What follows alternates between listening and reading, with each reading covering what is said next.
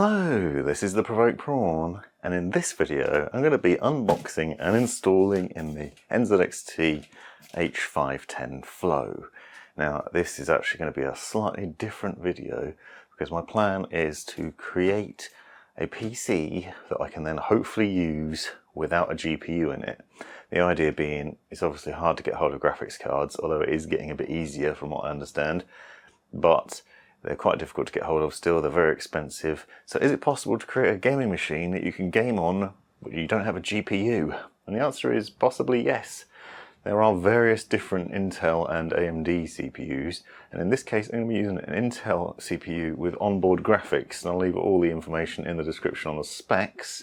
But I'm going to be using an 11th gen CPU and no graphics card, but obviously NZXT H510 Flow, the NZXT Kraken Z73 RGB to cool the CPU.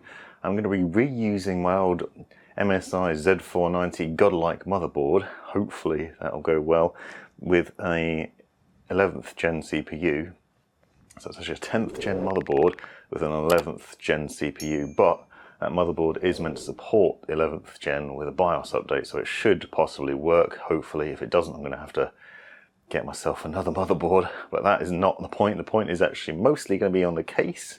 So it's the unboxing and installation guide and video on the case and the build on that and all the intricacies that come with it. I also have an NZXT power supply unit in the form of the C750 NZXT ATX power supply unit, and as I said, a Kraken Z73 RGB. So this is a 240mm radiator, 240mm fans, RGB obviously, that's going to cause some fun, and then I'm going to have to source some RGB fans. I'm not sure what the H510 Flow comes with, I need to check that, and lots of fun to be had. Should be pretty straightforward. Got some DDR4 RAM in the form of Vengeance RGB Pro. So lots of stuff to do. Now join me as we go behind the scenes on what I'm going to be doing. I'm going to start with unboxing the case, because I like to do that with case videos, because what you can do is then you can suss out what's what, where things are going, and plan out the build. Now the H510 Flow I've been looking to do for a while. I've actually had this case sitting with me for a while. I haven't had a chance to do it yet. And this is an interesting update because it is essentially the H510i, which is one of my best performing videos historically, updated and improved with better airflow. So essentially they've put a mesh front panel on it now, so it should allow for better airflow through the case, because the old one was very restricted and it only had sort of venting and very little venting, but you could actually create decent airflow with negative air pressure. And a weird setup in that case had two 120mm intakes on the front, one on the top and one at the back, so you had very limited sort of on what you could do in terms of fitment, because if you're using an AIO you basically only had two options: 120mm AIO on the top or a 240, 280 on the front, and exhaust fans, or you could use obviously an air-cooled CPU, two intake fans on the front and then exhaust fans on the top and rear. But because it didn't have like great airflow through the front because there was no mesh panel, it was a bit of a pain to build in and a bit of a weird case. This should be better, and this is the white one, and hopefully it'll be a bit more exciting and interesting. So let's see. As you'll see, it's very comparable to the original H510. Got like a darkened panel, but then you have this front panel which is all like mesh, and then there's an inner mesh on it as well. Back, so, I mean this is the white version, there's obviously a black one as well. It's quite light, it's obviously bonus, and then very basic in other places, but pretty nice, interesting setup in terms of this darkened glass. And then on the inside there's just two fans, one front and one rear, with no RGB lighting, so that's going to be fun. That actually presents me with a bit of an issue. because I don't think I've got a load of RGB fans for NZXT left over. I'll have to have a look and see what my collection is, because I'm going to have 2 RGB fans on the AIO and then 2 standard fans in here. And I bet there's not a control box of any sort. Doesn't look like it. Have a look in the back. But there we are, that's what it looks like at the moment. Now, here I am with another interesting lesson from the Provoked Prawn on not being stupid and planning things out. And I have some interesting highlights for the case, first of all. So I haven't actually got very far, and I'll explain why. And luckily I worked this out before I even started the process. So the case supports several different fan layouts. So first of all, I did manage to find some NZXT RGB fans. So I found some in a box. Luckily I held on to from a previous thing. These are 140mm RGB fans. Now I quite like NZXT fans, it's worth saying, because they're daisy chainable, so they have one connection, but you also have an RGB connection in and out. So in from one fan and then out into the next, so that you can basically connect them together. But rather than having 2 fans coming out of each that you need to plug into a control box like Corsair's Commander Pro or whatever, you only have 1 fan for power, or 1 cable for power, and then you have RGB connections that go into here. So if you had 3 in a row, for example, you'd only end up with 1 RGB connection and 3 power connections that then need to be connected up. You connect them up to a control box or to fan headers, and then you're away. And obviously the RGB line needs to be connected to somewhere, but you can get cables for that. And these are 140mm fans, which is great because nice big fans, good airflow. And the case takes 2 140mm fans on the front, or a radiator, which is obviously what I'm going to be doing, and a 140mm fan at the top, but only 120mm at the back. So that's bloody stupid, isn't it? Very annoying. So now I don't have an RGB fan to go at the back because I only have 140mm fans. So that's an annoyance. Why they haven't made it so that 140mm all over is beyond me. That's pretty stupid and annoying, because that means you don't want to mix and match. So you're really going to stick with 120mm, so 120, 220s, 120, 120. But then that means you can't use a 240mm rad at the front because you use 2 140mm fans on that. I mean, you can, but aesthetically, or if you're really into making things perfect and logical, then it makes no sense. Anyway, so that's one small problem. I mean, in theory, I just use 2 RGB fans in the front and 1 at the top, and then 1 standard, 1 at the back. But it'll look terrible. So I'm tempted to just not use RGB fans and swap them out for something entirely different. But you need 140mm fans for the radiator. You couldn't use 120mm. I don't think I've got any spare 140 that aren't RGB, so that's a small but annoying problem. The other much bigger problem that I've got is this case only supports Mini-ITX, ITX and ATX motherboards, and I've just realised that the godlike that I was planning on using in here is an eATX. So now I'm back to the drawing board, and I basically can't go any further. I could, I suppose, install a power supply unit, but that's about it. So yeah, it's been about a week now, and I've done some things. First of which is to buy a Z590 motherboard. So I got an MSI Mag Z590 Gaming Force motherboard, mostly because it was affordable. I also checked with my friend who I'm building this PC for, and he doesn't need wireless, so it's not a wireless motherboard, and yet it still has NVMe, obviously, and is the right generation of motherboards, so potentially upgradable in future. I also have purchased a single NZXT Rgb fan, which is obviously RGB, and that's 120mm, and this is going to go at the back of the case, and I'm hoping I'll use a 140mm I've got knocking around on the top, and then I'm going to have the 2 140 fans on the rad at the front, although I'm contemplating using 2 more and having push-pull on the Z63 AIO, so it might get a bit complicated. My one concern is I'm not sure I have an RGB controller, but I think there's one that comes with the Kraken Z63. If there is, that'll solve that problem. I've got the controller, but I'm not sure where the cables are, because obviously you have in and out cables from these. So a few extra purchases to go into the case, which might show people what to do to upgrade it. Most people might just use the standard fans that are included, but I figured I've got an RGB AIO, so it makes sense to use an RGB fans in there as well, right? Rather than just having standard fans. You could swap out the RGB fans with the standard ones and move the RGB fans around.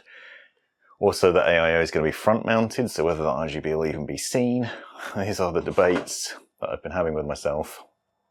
But anyway, got the motherboard and the RAM and the CPU, so I'm going to set that up first, and SSD, and unbox all that, set it up, take photographs, get it ready to go in the case. Then I'm going to get the case out again, get some more footage of that, take it apart, put the PSU in there, and other bits, and go through some of the steps. So stay with me for that. Also forgot to mention that I've extracted 32 gigabytes of Corsair's Vengeance RGB Pro RAM from a previous build.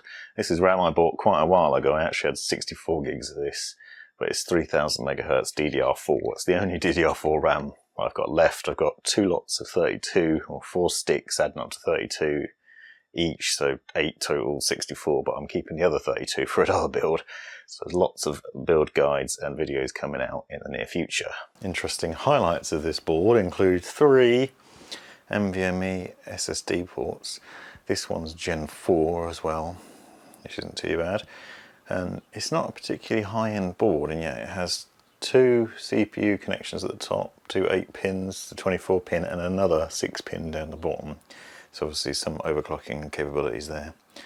2 USB connections. One of the things about this sort of video is I need to sort of capture the important connections. I've been trying to do that because front panel audio and USB connections and system fan headers are often difficult to sort of put into a video when it's inside the case, because it's a lot darker inside the case, so getting them here is now important. But obviously I don't have those cables to be able to plug them in at this point, so that makes life a little bit trickier. But not a bad looking board, if you don't mind all these Force logos all over the place. Force, Force, Force, Force, Force, Force. Let's hope it's got some good force. I also have realised now that I've installed the RAM, this is going to actually add quite a nice bit of a sort of black and white theme, because you've got black motherboard, white RAM, and sort of black and white case as well, so that should be quite nice. It was a complete accident. Now after the motherboard, I'm going to unbox the C750 ATX power supply unit, just so I can demonstrate what's in there, plug in the cables that are necessary before I put it into the case, and just show it off. The C750 is a PSU from NZXT naturally, and something that will surprise many people, because not everyone's aware that NZXT does power supply units. 750 watts should be enough to power what we're doing, because we're not putting a graphics card in there, and 750 should actually be enough for most setups anyway. I'd usually go for 850, unless you're going for something crazy like a 3090 Ti. Be more than enough probably, depending on what else we're putting in there. But considering we're only having one NVMe drive, no SSDs or hard drives, just RGB fans and the AIO, this shouldn't really need loads of extra power, so hopefully this will be good enough. So first things first, I'm going to take this standard rear fan off. I think that's the one place that you got 120mm fan, and then I'm going to replace it with the ARGB one that I've got, and then I'm going to put one of these other 140mm fans at the top. Hopefully that'll look good, but we'll see. My biggest concern is what I'm going to do about the in and out cables, but we'll get to that problem when we get to it. Next stage is to install the power supply unit and then deal with the mess of cables that come with it. This is the best part of building a PC, is here when it's so neat and tidy at the back that you have loads of space. Obviously that's about to change massively.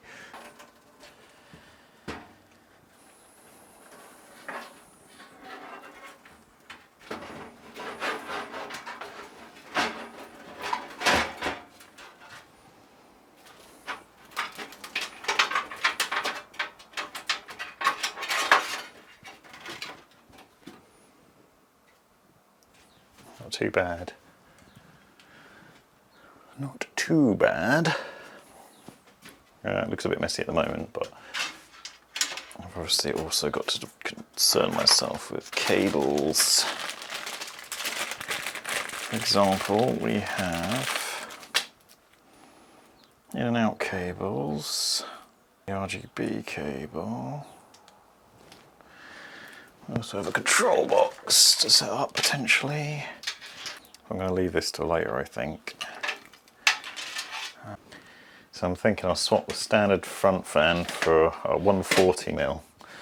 I actually have the option potentially to have two 140s in the front, two 140s in the back of the radiator, but I need to check the space in the case. So I'm going to unbox the radiator first and sort of work out how fat it will be with the fans on it.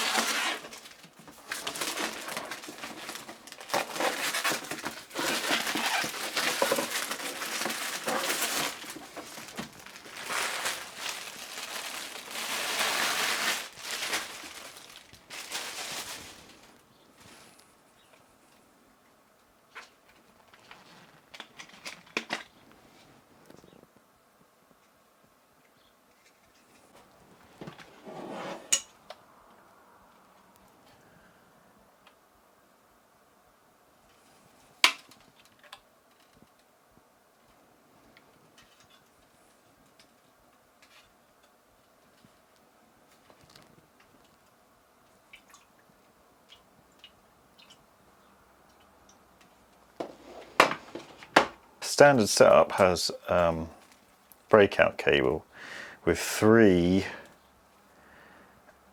fan connections on it, which means that you can plug in the 2 fans into it, theoretically a third one. I'm wondering if I get away with using a splitter cable. I've got a splitter cable somewhere. I could maybe go 2 from those other fans into here, so I could have 4 fans on a 3 connection. I don't know if that'd be a problem. I'm going to try it and see what happens, I think. And then you've got SATA power, and this connects to the pump head, and that goes to the AIO pump head as well. So I know how to do this because I've done the Z73, so this is just a smaller version of that basically. One of the things that's going to be a bit weird about this setup is I am going to have to install the RGB fans facing the radiator, because it's going to be set as intake, because it's the only way to install it in the case. Which is going to be weird. It might counter the point of having RGB, and it might get some back. It might get some RGB lighting through there, but not very much. I mean, the ring's on the outside. But if we want intake, which is what we're going to have, I'm going to have to put them the wrong way around. I mean, it shouldn't matter because they'll be at the front of the case anyway, but it's a bit of a weird setup. Quick interlude with my normal microphone. I want to talk to you about the fans. Now, I know there's going to be somebody at some point that's going to comment on this video and say, why are you using different coloured fans? Obviously, ideally, you'd be using the same coloured, either 140mm white or black fans on this, not black on one side and white on the other. The reason I did this is because I had them to hand and I wanted to see whether it was possible in the case, because I think it's an interesting demonstration of what you can do with a case, whether there's enough room to do push-pull in it, and that's pretty cool. I think that you can do that. In an ideal world, I would have got some white fans to go on here. I think it would look nicer. However, my argument is also that these fans are going to be hidden at the front behind the mesh intake, and so you're not really going to see them anyway. Other quirks that came along with this part of the build is I'm pretty sure this in-out cable that I'm now installing is defective, and I didn't find that out till later on when I tried to power the RGB the fan, and it basically wouldn't power completely. I tried a different fan and that worked a bit better, but it still didn't light up the entire ring, so I think that the RGB lighting isn't quite set up. Now, I covered how I did the RGB in a bit more depth in the actual video on this cooler if you're interested in seeing that, but essentially it daisy chains in from the pump head. The pump head connects to the first fan, then you have an in and out cable between the two white ones, and then you have another in and out cable that goes from the bottom white one up to the top black one, and then an in and out cable from the black one to the second black one, and therefore creating a line of RGB fans that should all, in theory, light up. One downside is they don't seem to, but I think, like I said, I've got a defective cable, and unfortunately I didn't have extras. I did have these extra fans to hand, which was great because it meant I didn't have to buy them, but I could still demonstrate this.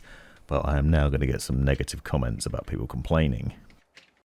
So this is essentially my plan, is to plug in the two fans that you normally would into the pump head, and then use a Y splitter to plug the other two in to the pump head as well. So we've got 4 fans all being controlled by the pump head, which then gets its power from SATA power, and from the USB connection as well. So you've got multiple fans in a push-pull configuration, and they'll be pulling air in from the front over the rad, and then obviously pulling it over again, so you have twice as much suction in theory. Hopefully will be superior. But now I've got to find out whether it's actually going to work, because I'm not 100% convinced it will. Let's just, I'm sure I can probably leave those cables like that. Let's see if it will fit in the case now.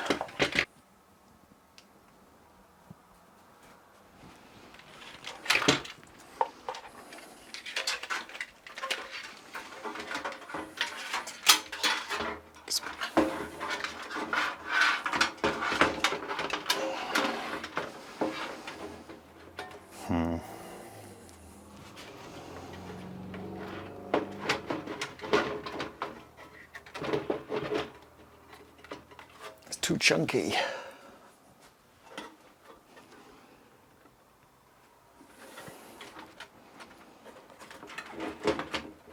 But I'm not going to be deterred, because you can remove that cable bar. So this is a perfect demonstration of things that you can do with the case.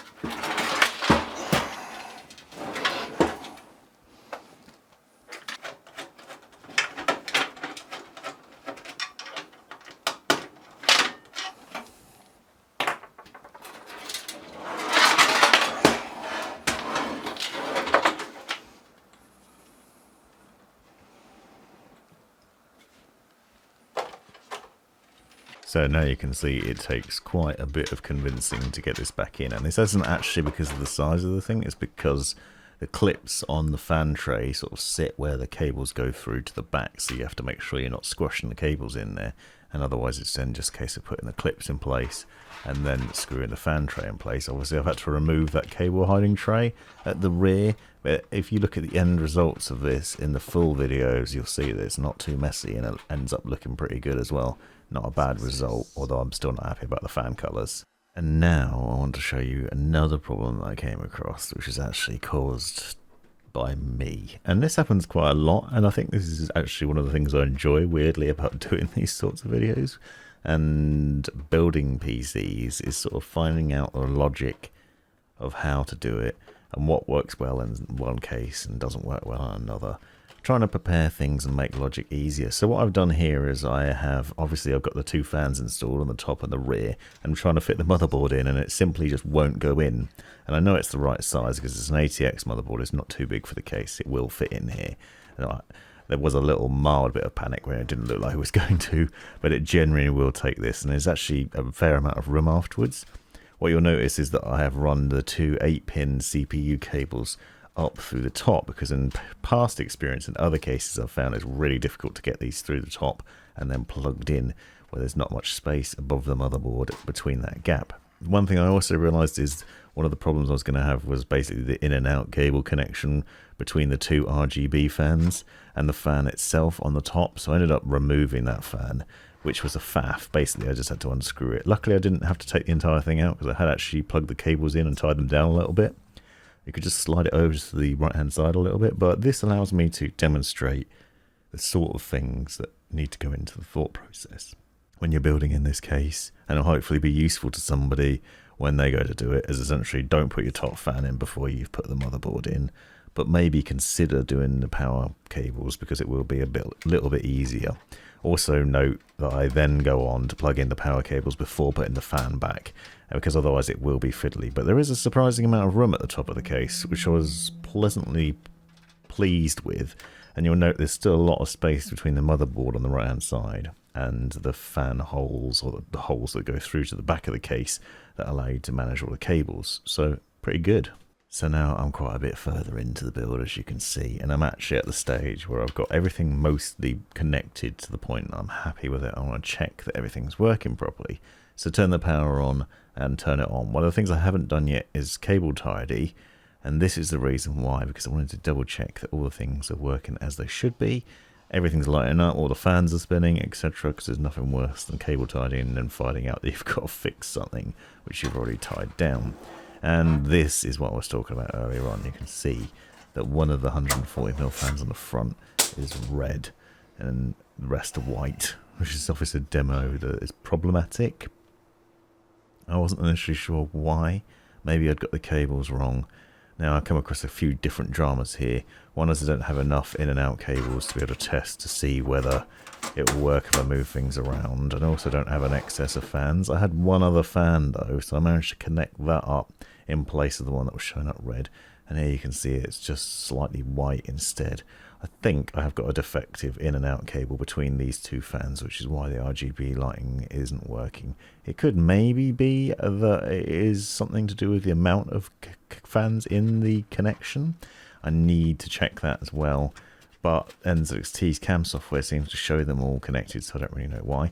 The other thing I also tried is connecting it up to the smart control box rather than the RGB hub on the pump head, and that didn't work either, so I'm confident that it is probably an issue with the cable, but unfortunately I just don't have a spare one.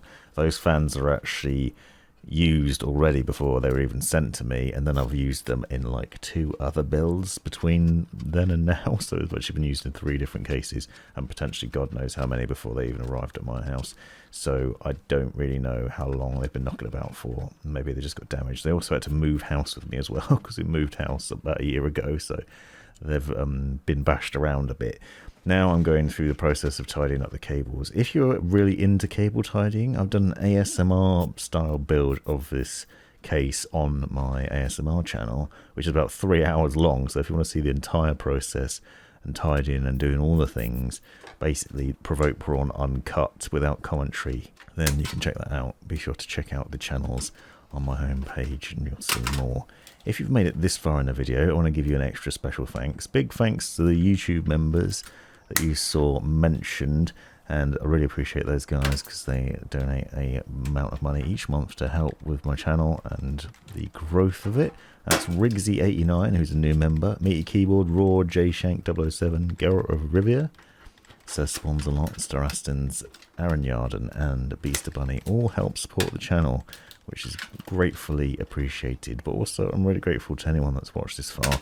If you enjoyed it and you're not already subscribed, hit that subscribe button, smash that like button. Let me know in the comments what you think of the build and if you found it useful.